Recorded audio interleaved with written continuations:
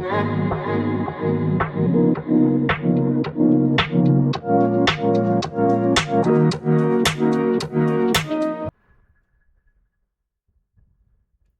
everyone, welcome back to my channel, Code with Daniel, your day-to-day channel to learn about programming and tech stuff. So today, I'm going to show you on how to sign into GitHub platform and finally get started with a few Python basics. So first of all, what is GitHub? And why is it used by many developers? Basically, GitHub is a platform for version control and collaboration built around Git, the world's most widely used source control system. Git is basically a distributed version control system designed to track changes in files and coordinate work among multiple people. Think of it as a time machine for your code. So why is it used by many developers? Well, it grants great version control. It allows you to not lose your work ever again as it is saved as a repository. It is also open sourced, so you can access others' projects and share your project with other people, which leads to great collaboration as teammates can now work on the same code base seamlessly. So, let us get started. Okay, so you're going to go to your browser and then search for GitHub and then click on the topmost link. This will lead you to the official GitHub page. If you already do have an account, then click on sign in, put in your username and password, and you'll be signed in. If you do not have an account, then you're going to click on the sign up on the top right corner, and this will take you to this page where you can create an account using your Google account or your Apple account. Or you can put in your email over here, choose the password that you want to give, and then your username that you're going to choose, and then your country or region. For me, since I am Bangladesh, I'm going to search BA and then click on Bangladesh and create account. You can tick mark this if you feel like getting updates, or keep it off if you don't feel like. Since I already do have an account, I won't create a new one. Instead, I'm going to go to sign in. And as you can see, for me, it autofilled. You put in your username and password and sign in. That is how you sign into GitHub. So now, let's finally move into actually coding with Python, shall we? Alright, so the first thing that I'm going to do after opening the Visual Studio Code is go to my main directory and create a new file.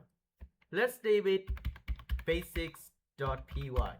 You can put whatever naming you feel like, just put .py at the end to let it know that it's a Python file. Let's click enter, and now our Python script is ready for coding. So firstly, let me teach you about comments. Comments are basically short notes to explain a block of code or create a short to-do list above code. So basically, think of it as a short to-do list. For example, I have a block of code which has a bug that I cannot fix. So I write a comment above it to let myself know in the future that, hey, this block of code has a bug in it and you need to solve it. Or let's say I want to organize my blocks of code in a way that represents on what each block does. For that, I can use comments. Comments are ignored by the interpreter and are not executed as a part of the program. Comments are defined by the hash symbol and can be placed on their own line or at the end of a line of code.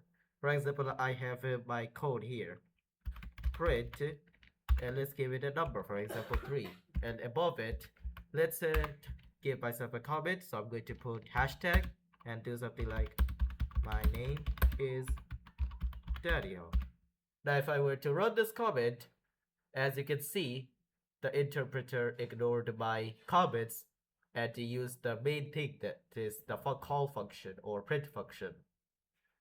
Now, let's say you want to type lots of comment at once and you do not want to keep doing the hashtags. Then the one thing that you can do is use multi-line comments. For you to create a multi-line comment section, you use a triple quotation. So either triple double quotes or single quotes like this. And put whatever you feel like it here, and it will count as a block of comments. So let's say type all of this. This is all a single comment. So that is how you add comments in your codes. or block of codes, if you feel like saying that. So now let me tell you about variables. Variables is basically a way to store data in memory. In order to declare a variable, I'm first going to give it a name, for example, var1, put equal sign and put the value. For example, I want to put my name, Daniel. Now my name is stored inside of a variable. Let's say I want to print whatever is inside of this variable. How do you do that? Well, remember the print function from before?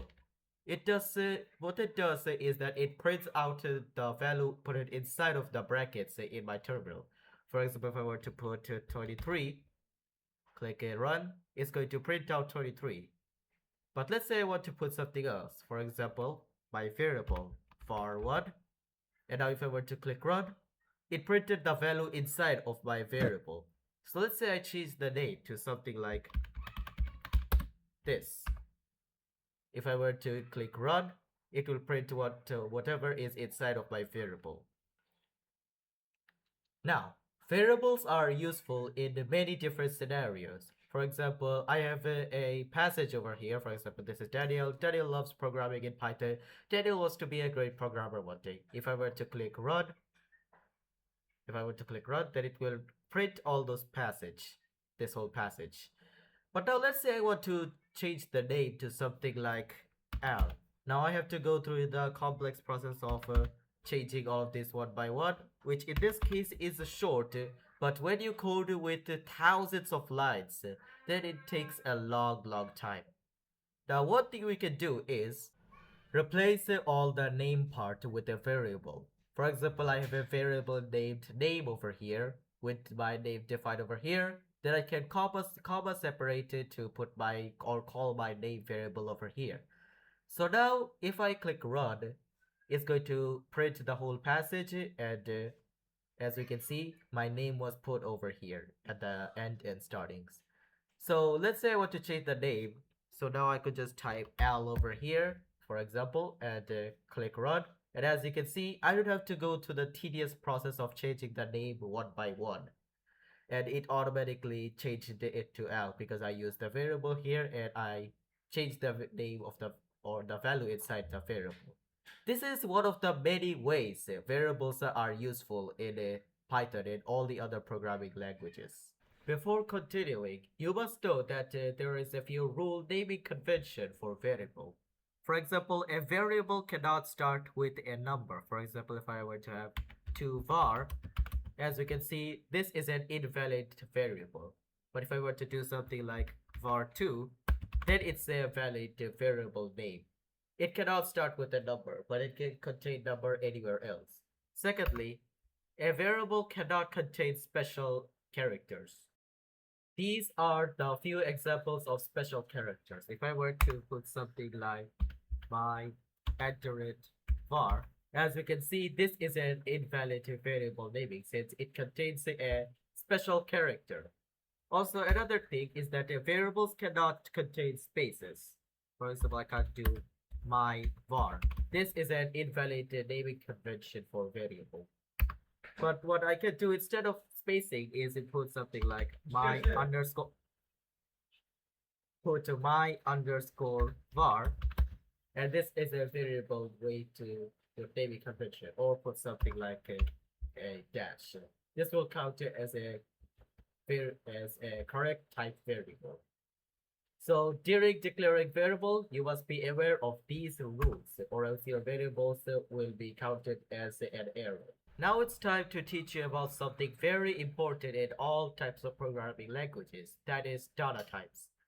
Data types are basically classification that tells the computer system on how to interpret, store, and manipulate a piece of data. There are mainly 4 types of data in Python. The first one is known as int. Integer data type used to represent whole numbers. Int is basically short for integers. Let's say I have a variable for int underscore var, and let's say put a value inside of it like 23. This is an integer type variable. So if I were to print int var, as you can see, this is an integer data type. Integer data type is basically all whole numbers. So 3000 something 3746 or 22 or this long number. All of these are counted as integer, including 0 and all negative numbers too. Now, the next data type is known as float data type. Float data types are used to represent decimal numbers or fractional numbers. For example, if I were to do float var and give it a value, for example, 23.4, as we can, or 213.4. As you can see, this is a decimal, so this is a float data type. If I were to put something like 3546.0, even then it's still float data type. If it contains a decimal, then it is counted as a float in Python. Now the next thing is string data type, or known as string, used to represent text. In Python, we represent text by putting them in double quotation mark. So for example, I have my str var. I can put equal and put my variable here under these double quotation or single quotation, preferring what you like, and put something like, for example, my name in it, Daniel. This is the example of a string data type. If it is contained inside of a quotation mark, then it is counted as a string in Python. That includes any number inside of a string.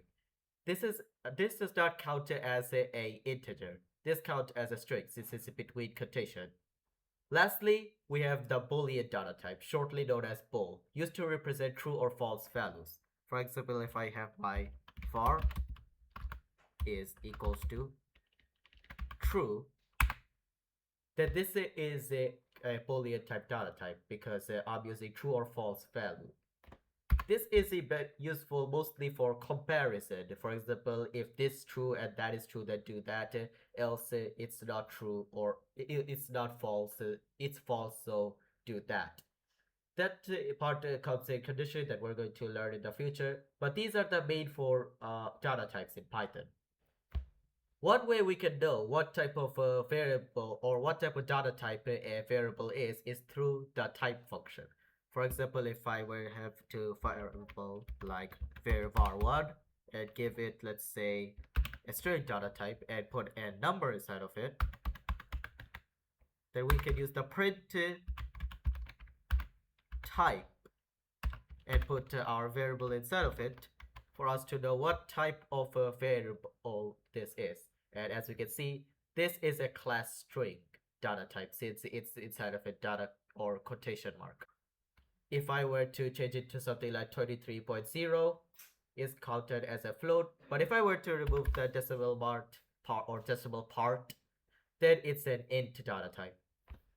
If I were to put something like true and click at run file, then we're going to get it's a bool type or data type. These are the basic data types in Python. Alright, so let's keep all that for today. So that's all for today's video. Thank you for watching. Feel free to like and subscribe to stay updated with the new tutorials and programming content. And if you ever face any problems or have a difficulty understanding programming related stuff or stuff related to my videos, feel free to drop it down in the comments and I will try my best to answer you. Till next time, Code with Daniel out.